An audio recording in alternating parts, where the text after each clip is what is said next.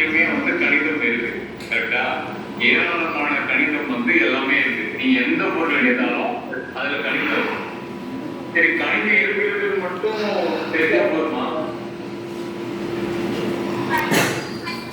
எப்படி பயன்படுத்துறதுன்றது ரொம்ப ரொம்ப முக்கியம்.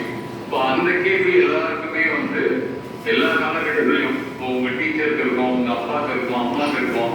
நான் இவ்வளவு மேக்ஸ் படிச்சேன், ஆனா நான் வந்து பயன்படுத்தவே இல்லை அப்படின்றது. இந்த 6-7 வகுப்பு ஏன் ரொம்ப முக்கியம் அப்படின்னா, நீங்க 1வது 5வது வரைக்கும் படிச்சீங்கல்ல, அடிப்படை கணிதம்.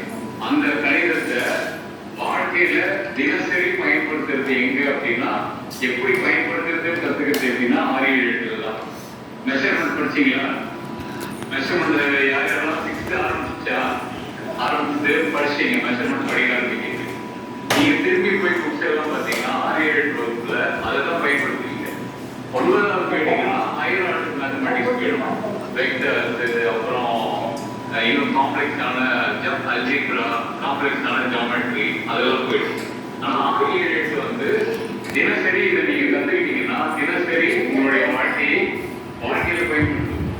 வாழ்க்கையில பயன்படுத்துறது மட்டும் போதுமா? இல்லை. இப்போ வாழ்க்கையை வந்து கணிதம் வந்து இருக்குதுன்னா வாழ்க்கையை வந்து மேம்படும். யாரும் எப்படி இந்த ஸ்டேட்மெண்ட் வந்து கரெக்டா இருக்கா?